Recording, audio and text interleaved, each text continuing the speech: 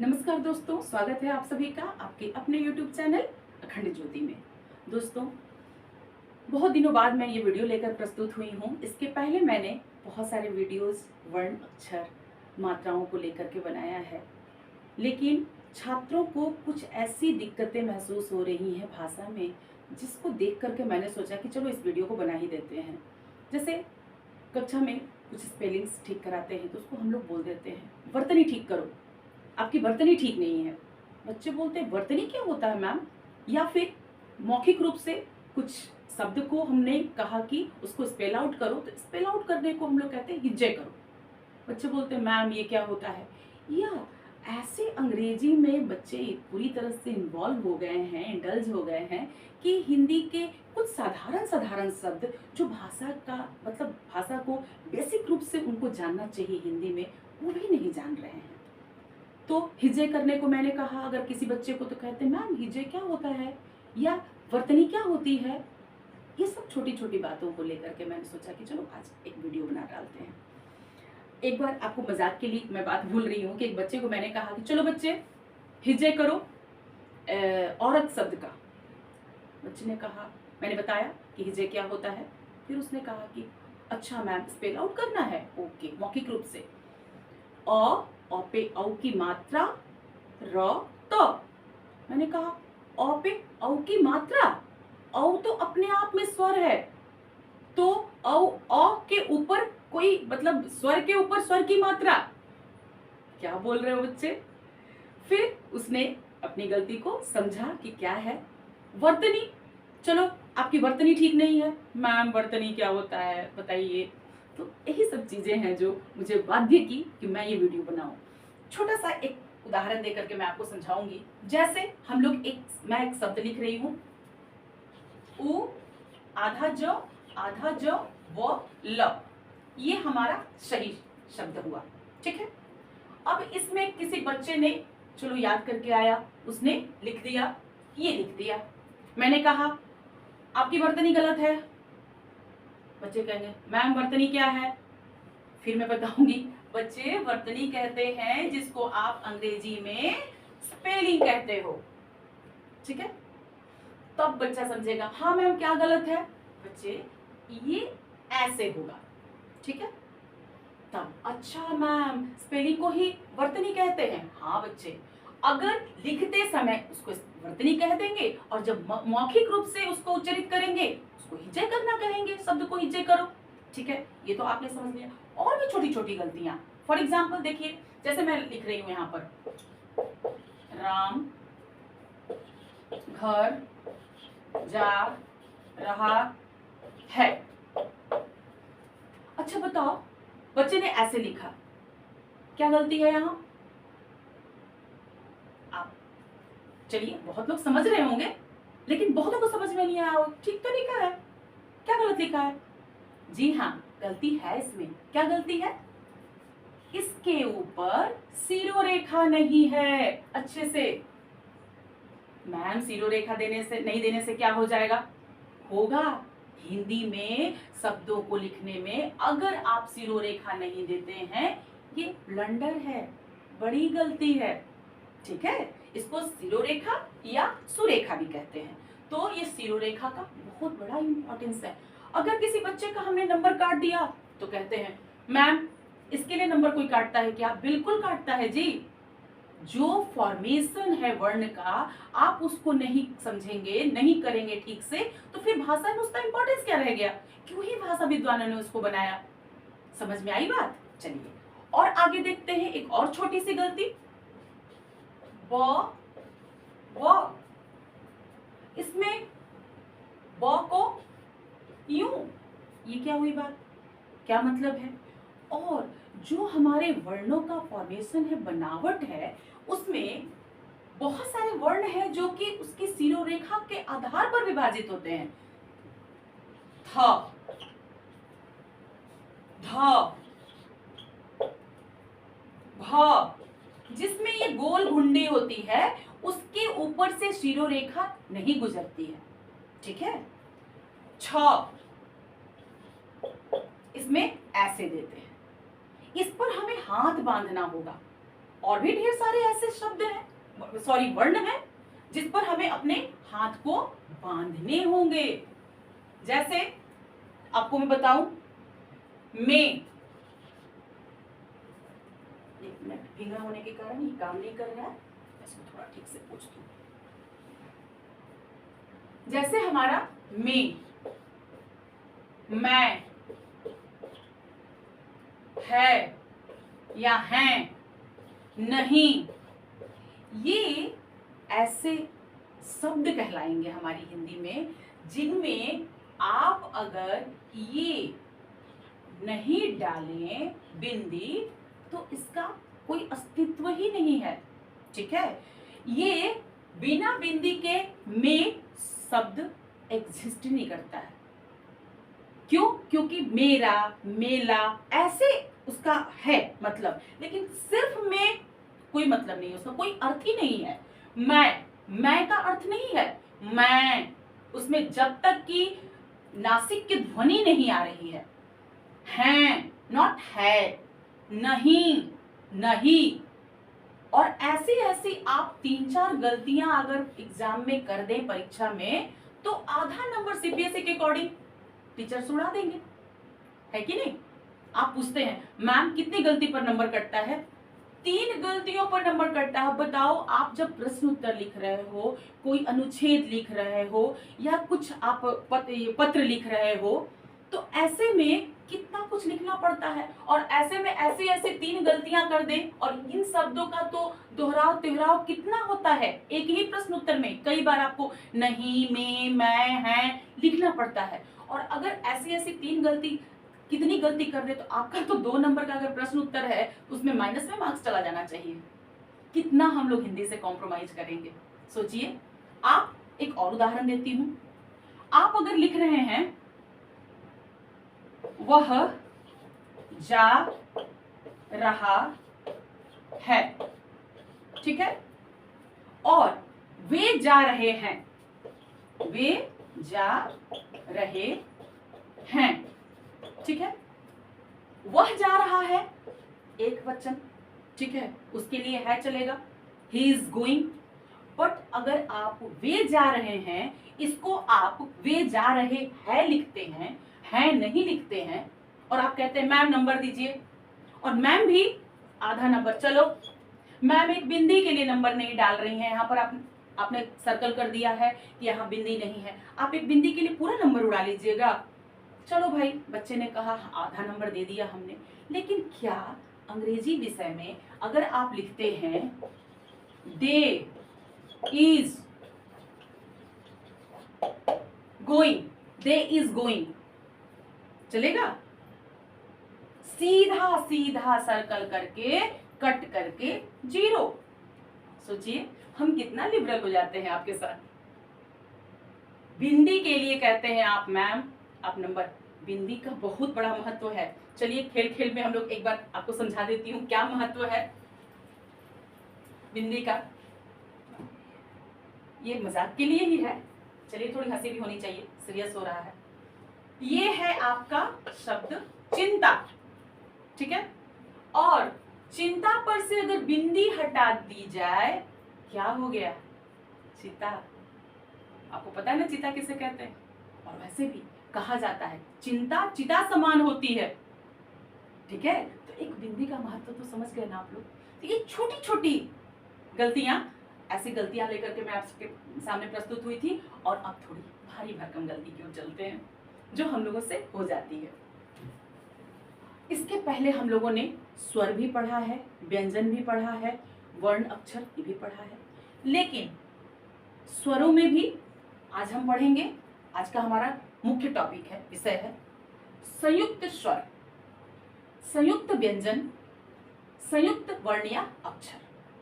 चलिए, संयुक्त स्वर पर मैंने एक वीडियो अलग से बना रखा है, आप डिस्क्रिप्शन में देख सकते हैं, मैं डाल दूंगी।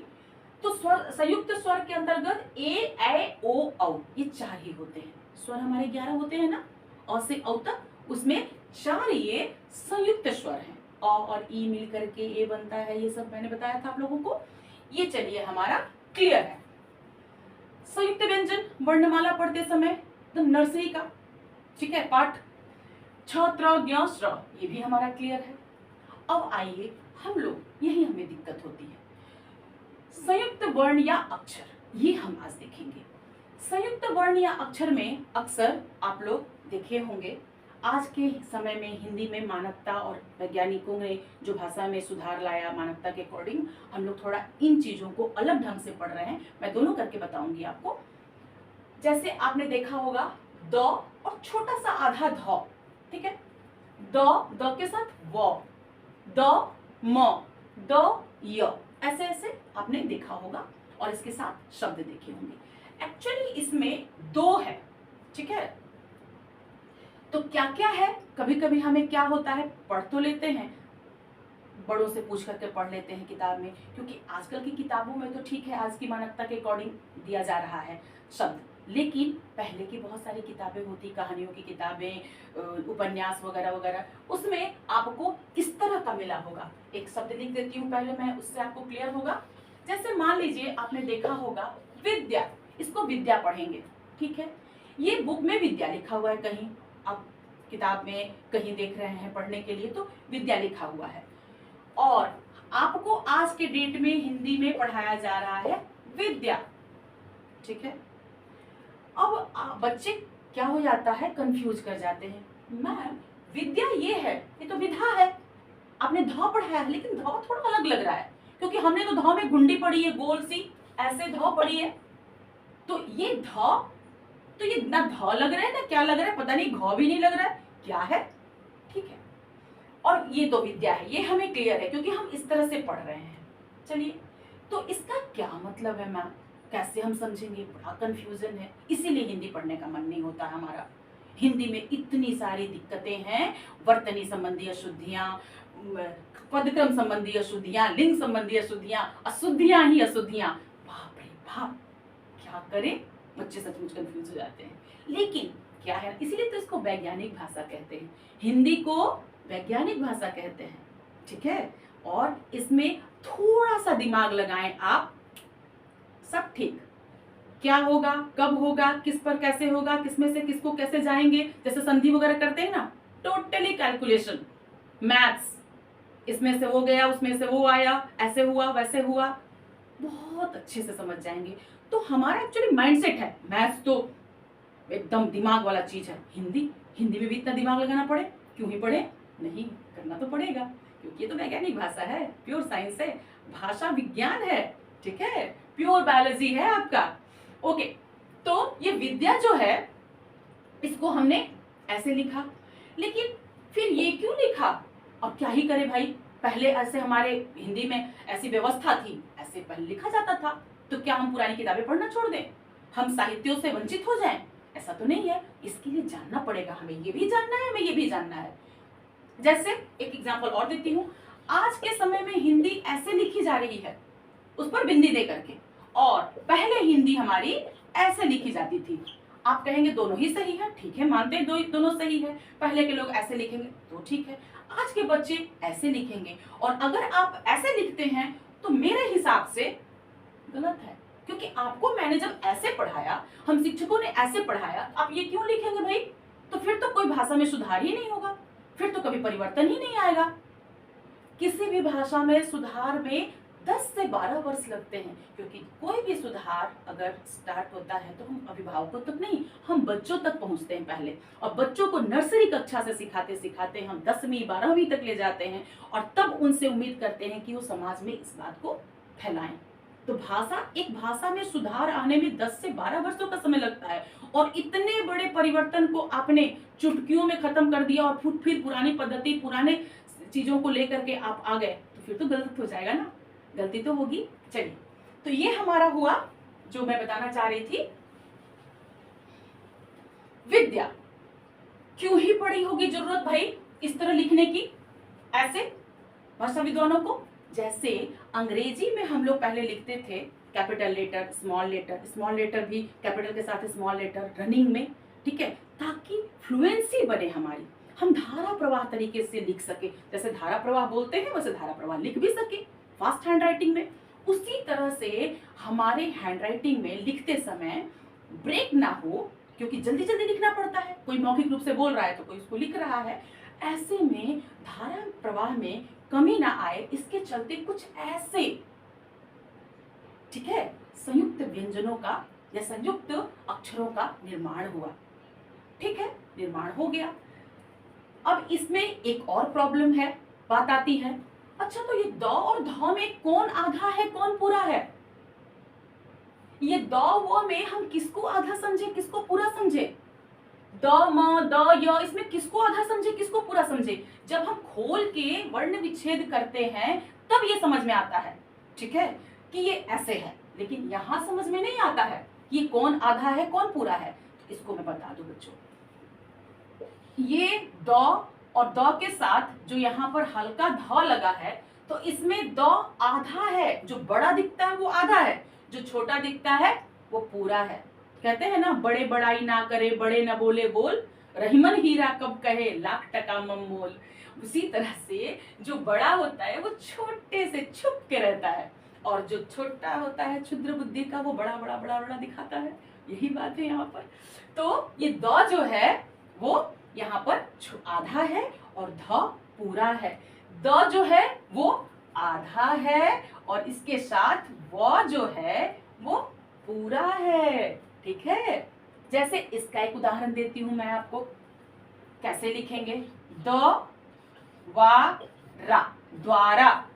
ठीक है, द्वार, द्वार लिखते हैं ना कि द्वार पे कोई आया है, तो द्वारा या इसके द्वारा ये कार्य किया गया। तो द्वारा, इसमें द आधा, यहाँ खुलने के बाद तो दिख गया, लेकिन यहाँ नहीं दिखता है। जैसे कभी कभी आप लोग देखेंगे द्वार, भाई किसको पहले क्या समझे हम, ये दिक्कत तो आती है और जायज है, मैं समझ रही हूँ, ये मिस्टेक होना, इसमें कंफ्यूजन होना जायज है। दम, विद्या, कौन है भाई? और इसमें तो बिल्कुल भी समझ में, यहाँ तो समझ में भी आ रहा है कि द व द म द। विद्या में तो बिल्कुल समझ में नहीं आता है कि य है, क्या पढ़ें। तो यहाँ पर ये थोड़ा सा, और रनिंग लेटर की जरूरत वही इसीलिए पड़ी, मैंने बताया पहले, कि आपकी राइटिंग फास्ट चले, क्योंकि पहले तो ना तो टाइपराइटर था उतना, ना ही कंप्यूटर का समय था कि जल्दी जल्दी लोग लिख सके। जो भी था लेखनी से ही काम चलाते थे, तो लेखनी में पूरा फास्ट होना पड़ता था, फास्ट स्पीड में लिखना पड़ता था, जिसके चलते ये भाषा में वर्ण का इस तरह से संयुक्त वर्णों का जरूरत महसूस हुआ भाषा विद्वानों को या साहित्य करने वाले लोगों को। तो आइए इसमें और भी कुछ हम लोग थोड़ा देख लेते हैं।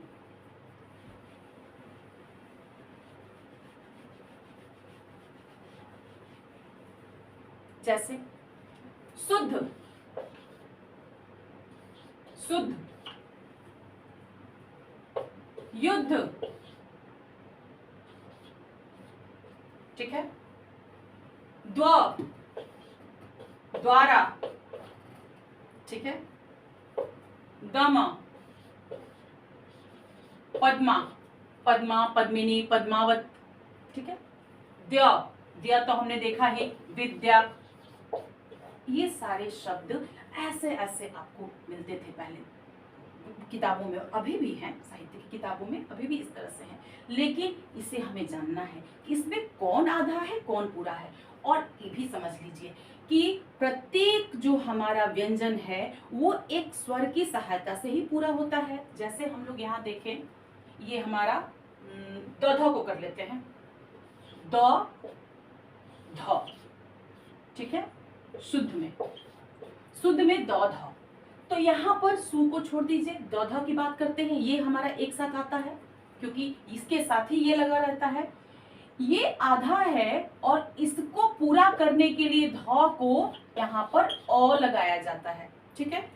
इन दोनों को सहायता देता है, ये अ सहारा देता है और इसी की सहायता से ये उच्चरित होते हैं। ध तो पूरा पूरा उच्चरित होता है, साथ में द को भी सहारा देता है। और एक्चुअली ध पूरा पूरा सहारा देता है द को नीचे आकर के, क्योंकि ध पूरा है ना, ध अ है और द आधा है। तो कोई आधे अधूरे लंगड़े आदमी को कोई पूरा आदमी ही सहारा दे सकता है ना। ये बात आप लोग दिमाग में रखिएगा, ठीक है। इससे आपको पता चल जाएगा कि ओ जो नीचे है वो मतलब फिट एंड फाइन है, पूरा है, और जो ऊपर बड़ा दिख रहा है वो छोटा है, वही अधूरा है। ठीक है, तो ये कॉन्सेप्ट को याद रखिएगा। इस तरह से आपको बहुत सारे शब्द मिलेंगे, ये द में आने वाले शब्द हैं। इसके बाद मैं ह के साथ भी आने वाले कुछ शब्द आपको दिखाऊंगी। ऐसे ह के साथ जो आपको संयुक्त वर्ण आएंगे उसका भी कुछ मैं आपको दिखाती हूँ। तो आइए अब हम लोग देखते हैं संयुक्त वर्ण के अंतर्गत ह के साथ ह य, ह व, ह म, ह ल, ह न। ठीक है, तो ऐसे भी आप लोगों को संयुक्त वर्ण मिलते होंगे या संयुक्त अक्षर मिलते होंगे किताबों में। इसमें भी दिक्कतें आती हैं लोगों को, और मतलब मोस्ट रेपिटेडली यूज होने वाले शब्द आते हैं। जैसे एक एग्जांपल देती हूँ, अक्सर चिन्ह शब्द, ची ऐसे यूज होता है। ठीक है, अच्छा इसके पहले मैं आपसे एक प्रश्न पूछती हूँ, चलिए बताइए। मैंने इसके पहले आप लोग बताया कि कौन पूरा होता है, कौन आधा होता है। अब जो मैं 4 आपको ऑप्शन देने वाली हूं, इसमें से कौन ह पूरा है? चलिए, कौन सा ह पूरा है, कंप्लीट है? ये क्वेश्चन है आपके लिए। ठीक है, पहला ऑप्शन ब्रह्म, ब्रह्म। दूसरा ऑप्शन चिन्ह, चिन्ह। और तीसरा ऑप्शन है हृदय। ठीक है, और चौथा ऑप्शन है कोई, सॉरी,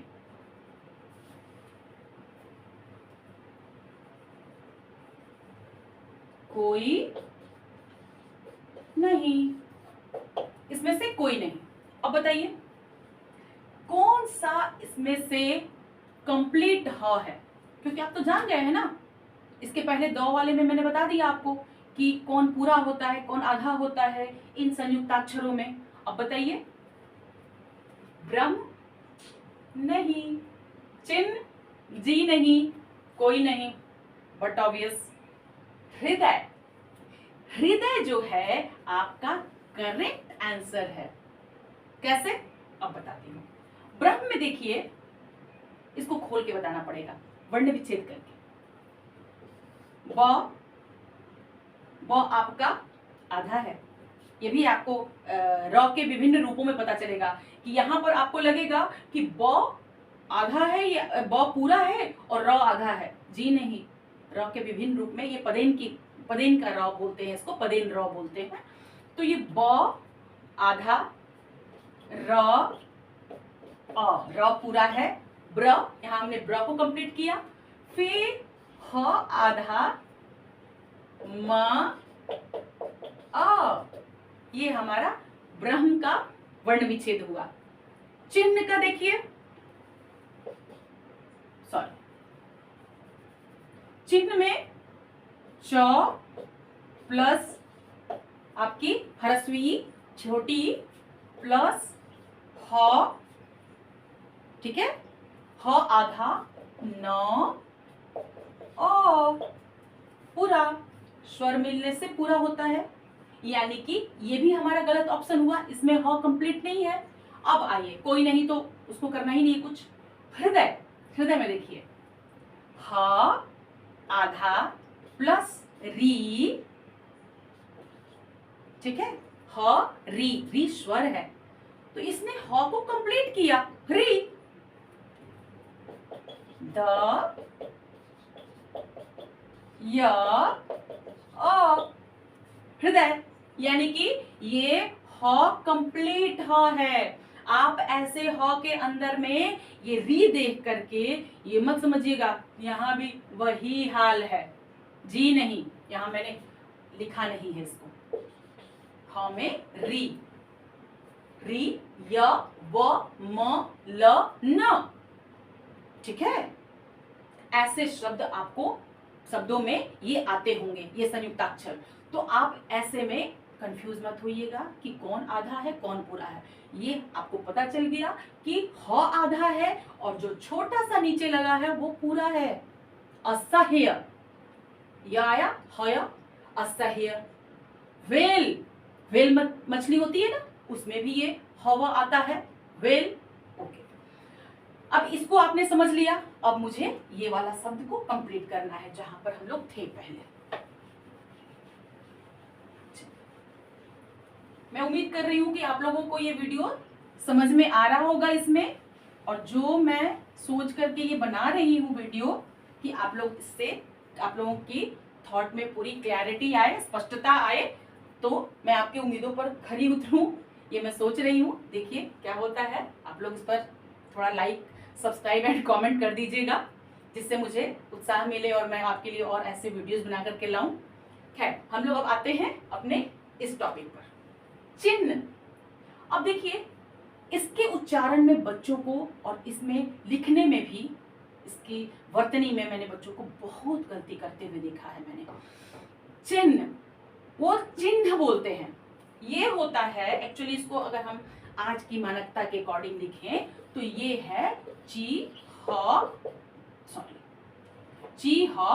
और न, यानी कि आधा ह और पूरा न। ठीक है, लेकिन इसको चिन्ह बोलना चाहिए, चिन्ह, लेकिन इसको बोलते हैं लोग चिन्ह, ये बोलते हैं चिन्ह। इसको हलंत लगाने की जरूरत नहीं है, आप ऐसे भी लिख सकते हैं। ठीक है, चिन्ह ये बोलते हैं। ये, इसको आप ये कह सकते हैं, ये तत्सम है, ओरिजिनल, और ये तद्भव है। ठीक है, ये तद्भव है, ये अपभ्रंश रूप एक तरह से कहिए, बहुत दिनों बाद युगांतर में बदल करके आया है।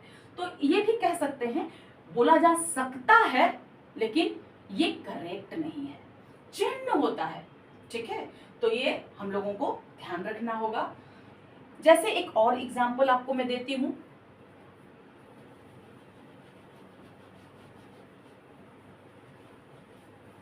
बताइए, हमने लिखा है यहां पर हवा का,